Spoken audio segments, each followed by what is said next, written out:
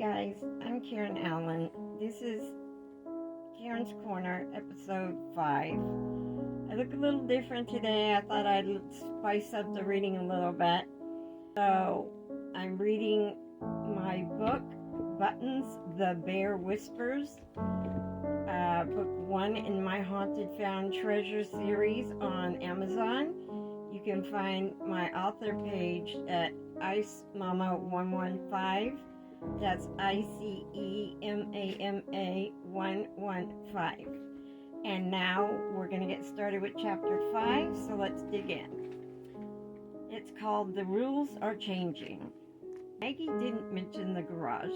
She'd gone out that morning expecting to find a mess. Maybe a raccoon had squeezed through a gap in the wall, or the shelves had shifted from age, but everything was in place except the box.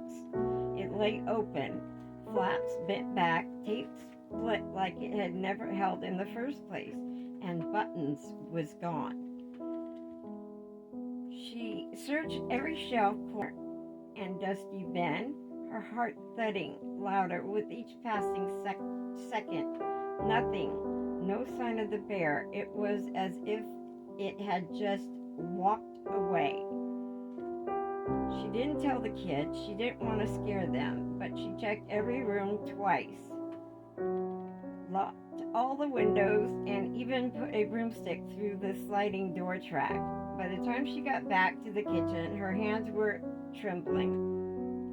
She poured herself a second coffee and burned her tongue on the first sip. Upstairs, Freddie was acting strange.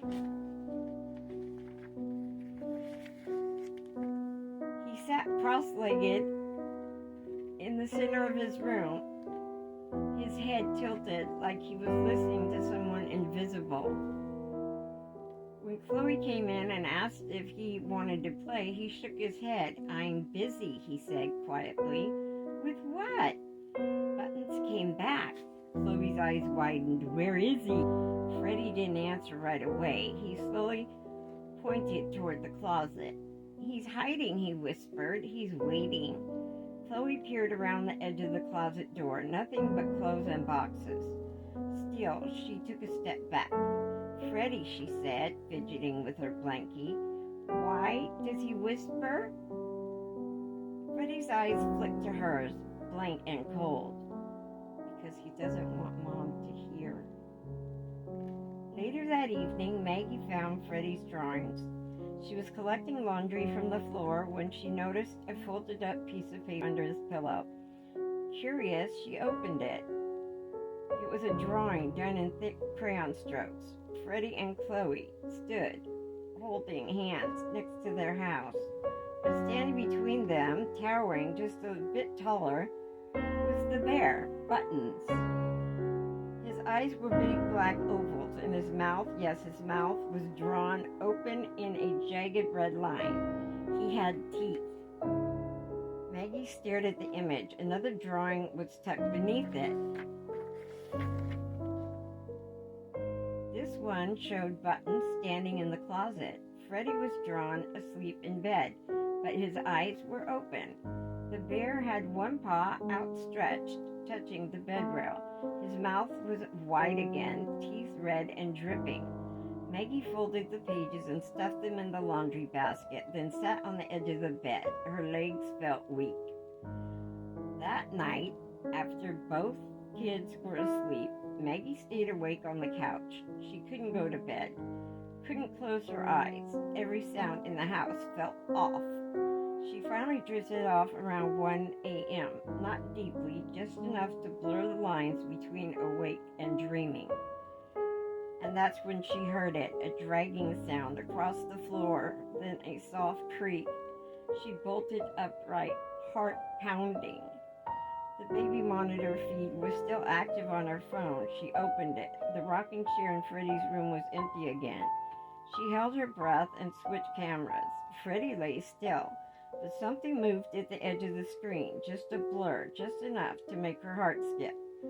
Then came the whisper, faint, croaky, like it came through the speaker from far away. "Don't lock me up again." Maggie dropped the phone. the morning, she made a decision. She packed a small duffel bag and told the kids they were going to Grandma's for the weekend. But why? Freddie protested. I need a break, Maggie said. We all do. Freddie folded his arms. Buttons doesn't like Grandma's home. Maggie zipped the bag shut. Well, he's not invited. Freddie didn't argue. He just stared at her with a gaze far too serious for a 6-year-old. He said, if you try to take me away again, Freddie whispered, he's going to start whispering to you, too. Maggie stopped moving.